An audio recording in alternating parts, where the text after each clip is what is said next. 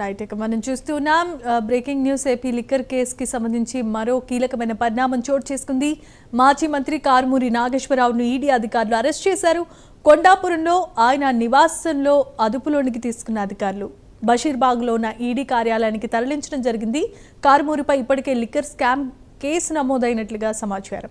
ఇదే కేసులో ఇప్పటికే రాజ్ కేసిరెడ్డి, కారుమూరి సునీల్, వాసుదేవారెడ్డిని కూడా ఈడీ అరెస్ట్ చేసిన సంగతి మనందరికీ తెలిసిందే. తాజాగా మాజీ మంత్రి కారుమూరి నాగేశ్వరరావు అరెస్టుతో ఈడీ అదుపులోనికి తీసుకున్న వారి సంఖ్య 4కు చేరుకుంది.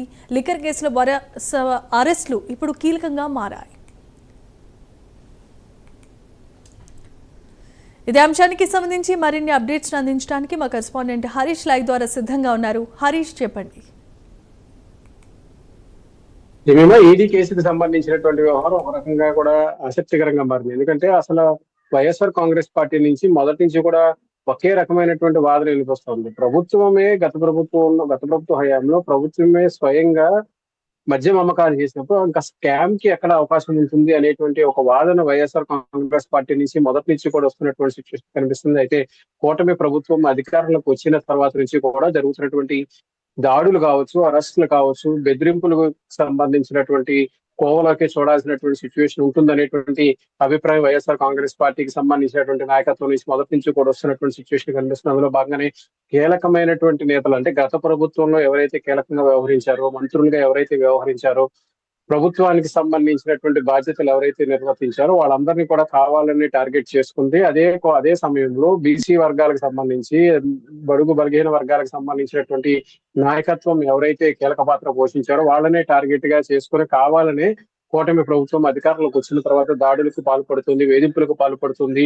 లిక్కర్ వంటి స్కామ్ కు సంబంధించినటువంటి కేసులు లేని స్కామ్ ని సృష్టించి అందులో ఎలాంటి అవకతవకలు జరగకపోయినా ప్రభుత్వమే దుకాణాలను ఏర్పాటు చేసి స్వయంగా సిబ్బందిని నియమించి మద్యం అమ్మకాలు చేయటం, అదేవిధంగా మద్యం అధిక ధరలకు విక్రయించడం ద్వారా పూర్తిగా నాణ్యమైనటువంటి మద్యాన్ని అందించడం ఒకవైపు అయితే కనుక, పూర్తిగా మద్యానికి సంబంధించినటువంటి నియంత్రణకు సంబంధించినటువంటి చర్యలు తీసుకోవటం, అదేవిధంగా మద్యాన్ని ద్వారా జరిగేటువంటి అనర్థాలను నిరోధించేటువంటి పరిస్థితులు తీసుకురావటం, ఇష్టానుసారంగా కంపెనీలకు అనుమతులు ఇవ్వకుండా కేవలం లిమిటెడ్ గా కంపెనీలకు అనుమతించి తాగుబోతులకి మద్యం అందుబాటులో లేకుండా దశల వారీగా మద్య నిషేధానికి సంబంధించినటువంటి చర్యలు తీసుకునేటువంటి క్రమంలో భాగంగా గత ప్రభుత్వం పూర్తిగా పారదర్శకంగా వ్యవహరించింది. అయినప్పటికీ కూడా ఈ లిక్కర్కి సంబంధించినటువంటి స్కామ్ లో లేనటువంటి స్కామ్ ని సృష్టించి కావాలని రాజకీయమైనటువంటి కోణంలో రాజకీయ పక్ష సాధింపు చర్యల్లో భాగంగానే దాడులకు పాల్పడుతున్నారు. ఈడీ వంటి విచారణ సంస్థలను ఉపయోగించుకోవడం ద్వారా అధికార దుర్వినియోగం పాల్పడటం, అధికారం చేతిలో ఉందనేటువంటి ఒక ఉద్దేశంతో లేని స్కామ్ ను సృష్టించి ఆ స్కామ్ కు సంబంధించినటువంటి వ్యవహారంలో వైఎస్ఆర్ కాంగ్రెస్ పార్టీకి సంబంధించినటువంటి నాయకత్వాన్ని ఇబ్బందులకు గురి చేసేటువంటి క్రమంలో భాగంగానే ఇలాంటి దాడులు, ఇలాంటి అరెస్టులు జరుగుతున్నాయనేటువంటి ఒక అభ్యంతరాన్ని కూడా వైఎస్ఆర్ కాంగ్రెస్ పార్టీ మొదటి నుంచి కూడా వ్యక్తం చేస్తూనే వస్తుంది. ఇప్పుడు తాజాగా మాజీ మంత్రి, అదేవిధంగా ఆయన కుమారుడు, ఆయన కుటుంబ సభ్యులపైన కూడా కేసు నమోదు చేసి వేధింపులకు పాల్పడటం, అదేవిధంగా రాజకీయపరమైనటువంటి దురుద్దేశంతోనే దాడులకు పాల్పడటం వంటి అంశాలపైన ఎక్కువగా కూటమి ప్రభుత్వం ఫోకస్ పెడుతుందనేటువంటి ఒక అభిప్రాయం కూడా వైఎస్ఆర్ కాంగ్రెస్ పార్టీకి సంబంధించినటువంటి నాయకత్వం పైన వస్తుంది. అందులో భాగంగానే ఈ రోజు జరిగినటువంటి అరెస్టుకి సంబంధించినటువంటి వ్యవహారం పైన కూడా వైఎస్ఆర్ కాంగ్రెస్ పార్టీకి సంబంధించినటువంటి నాయకత్వం తీవ్రస్థాయిలో అభ్యంతరం వ్యక్తం చేస్తుంది. కారుమూరి నాగేశ్వరరావు, అదేవిధంగా ఆయన కుమారుడు కారుమూరి సునీల్ కి సంబంధించినంత వరకు కూడా కేవలం మద్యం రవాణాకి సంబంధించినటువంటి టెండర్స్ కి సంబంధించినటువంటి వ్యవహారంలో జరిగినటువంటి అక్రమాలుగా గుర్తించి లేనిపోని కేసులను సృష్టించి, లేని స్కామ్ ను సృష్టించి అందులో కీలకమైనటువంటి నాయకత్వాన్ని ఇరిగించేటువంటి క్రమంలో భాగంగానే జరుగుతున్నటువంటి దాడులుగా కూడా వైఎస్ఆర్ కాంగ్రెస్ పార్టీకి సంబంధించినటువంటి నాయకత్వం ఈ వ్యవహారం పైన మొదటి నుంచి కూడా ఎదురుదాడి చేస్తూనే వస్తుంది. ఇందులో భాగంగానే మొదటి నుంచి కూడా ఎప్పుడైతే కోట్ల రూపాయలకు సంబంధించినటువంటి నగదును సృష్టించి లేని కేసుకు సంబంధించినటువంటి వ్యవహారంలో నగదును స్వాధీనం చేసుకున్నామంటూ చేసినటువంటి ఒక ప్రచారం, ఆ ప్రచారం పైన న్యాయస్థానాన్ని ఆశ్రయించిన తర్వాత ఆ స్వాధీనం చేసుకున్నటువంటి నోట్లకు సంబంధించినటువంటి నెంబర్లు, వాటి సిరీస్ ని కూడా పూర్తిగా భద్రపరచాలని కూడా ఆదేశాలు జారీ చేసినటువంటి నేపథ్యంలో ఇలాంటి టెక్నికల్ కి సంబంధించినటువంటి ఇష్యూస్ అన్ని కూడా ఈ కేసుకు సంబంధించినటువంటి వ్యవహారంలో వెలుగులోకి వచ్చినటువంటి నేపథ్యంలో వరుసగా దాదాపుగా రెండు సంవత్సరాలు పైగా అంటే కుటుంబ ప్రభుత్వం అధికారంలోకి వచ్చిన తర్వాత నుంచి కూడా ఇప్పటి వరకు కూడా కేసులకు సంబంధించినటువంటి వ్యవహారంలో ప్రధానంగా లిక్కర్ స్కామ్ కు సంబంధించినటువంటి వ్యవహారంలో జరుగుతున్నటువంటి అరెస్టులకు సంబంధించి దాడులకు సంబంధించినటువంటి వ్యవహారాన్ని వైఎస్ఆర్ కాంగ్రెస్ పార్టీ మొదటి నుంచి కూడా ఎదురుదాడి చేస్తూనే వస్తుంది, న్యాయ పోరాటం చేస్తూనే వస్తుంది. ఇందులో భాగంగానే ఈ రోజు జరిగినటువంటి అరెస్ట్ కి సంబంధించినటువంటి వ్యవహారంలో మద్యం అమ్మకాలకు సంబంధించినటువంటి స్కామ్ ఒక ఎత్తు అయితే కనుక ఆ మద్యానికి సంబంధించి డిస్టిలరీ నుంచి షాప్స్ కి ప్రభుత్వ దుకాణాలకు తరలించేటువంటి క్రమంలో మద్యం రవాణాకు సంబంధించినటువంటి టెండర్స్ లో జరిగినటువంటి అవకతవకలకు సంబంధించినటువంటి వ్యవహారం పైన జరిగినటువంటి కేసు నమోదు చేసినటువంటి ఈ విషయంలో ప్రభుత్వం అనుసరిస్తున్నటువంటి తీరు, అదేవిధంగా ఈడీ వ్యవహరిస్తున్నటువంటి తీరు పైన వైఎస్ఆర్ కాంగ్రెస్ పార్టీకి సంబంధించినటువంటి నాయకత్వం తీవ్ర స్థాయిలో ఆగ్రహం వ్యక్తం చేస్తుంది.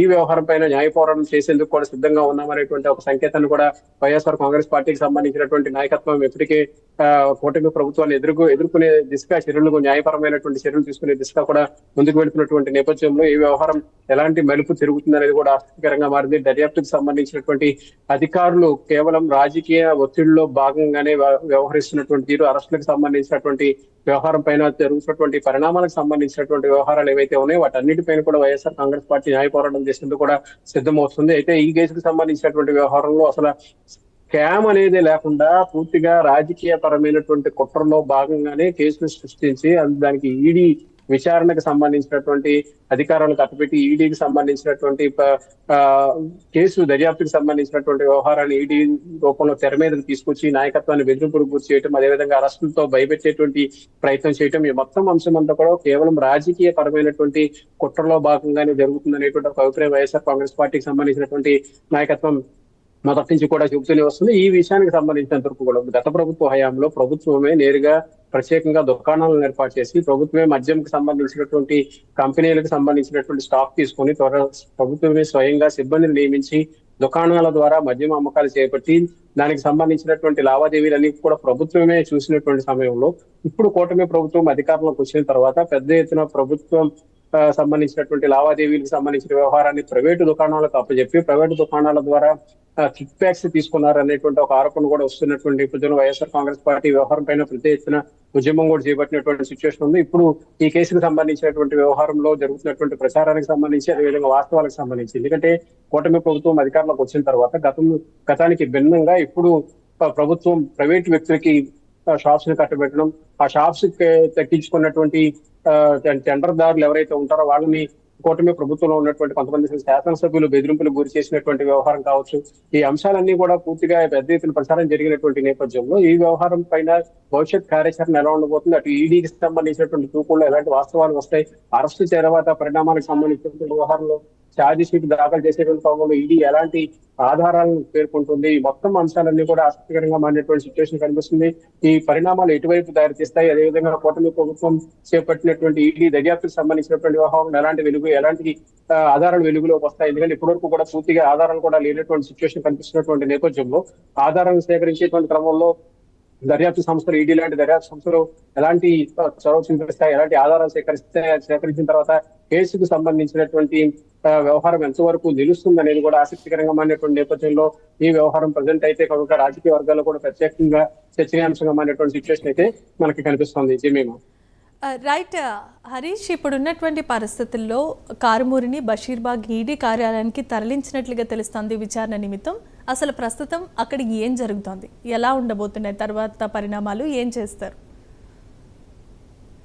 ఇదే అంశం ఇప్పుడు, ఎందుకంటే కేసుకు సంబంధించినటువంటి దర్యాప్తు అంశాలన్నీ కూడా మొదటి నుంచి కూడా పూర్తిగా రాజకీయ కోణంలోనే ఉన్నాయి అనేటువంటి ఒక అభిప్రాయం వైఎస్ఆర్ కాంగ్రెస్ పార్టీకి సంబంధించినటువంటి నాయకత్వం వ్యక్తం చేస్తూ వస్తున్నటువంటి సిచ్యువేషన్ మనకు కనిపిస్తుంది. ఎందుకంటే ఇప్పటి వరకు కూడా ఎలాంటి కీలకమైనటువంటి ఆధారాలు కేసులో బయటకు రాలేదు అనేటువంటి ఒక అభిప్రాయం వైసీపీ సంబంధించినటువంటి నాయకత్వం నుంచి వస్తున్నటువంటి సిచ్యువేషన్ కనిపిస్తుంది. ఏదైనప్పటికీ కూడా లీగల్ గా చట్టపరంగా ఆధారాలకు సంబంధించినటువంటి వ్యవహారమే కీలకంగా ఉంటుంది కాబట్టి కోర్టులో కేసును నిరూపించాలంటే కనుక ఈడీ లాంటి సంస్థలు ఈ కేసుకి సంబంధించినటువంటి ఆధారాలను కూడా తీసుకురావాల్సినటువంటి సిచ్యువేషన్ ఉంటుంది. ఆధారాలకు సంబంధించినటువంటి వ్యవహారంలో ఎక్కడ ఎలాంటి చిన్నపాటి క్లూ దొరికినప్పటికీ కూడా కేసుకు సంబంధించినటువంటి వ్యవహారం పూర్తి స్థాయిలో మలుపులు తిరిగేటువంటి సిచ్యువేషన్ ఉంటుంది. కానీ ఇప్పుడు ఈ కేసుకు సంబంధించినటువంటి వ్యవహారంలో ప్రభుత్వం అది ఈడీకి సంబంధించినటువంటి విచారణ ఎలా ఉండబోతుంది, అరెస్టు తర్వాత విచారణలో వేసేటువంటి ప్రశ్నలు ఎలా ఉంటాయి, అదేవిధంగా ఈడీ ఛార్జ్ షీట్ రూపొందించేటువంటి క్రమంలో సేకరించేటువంటి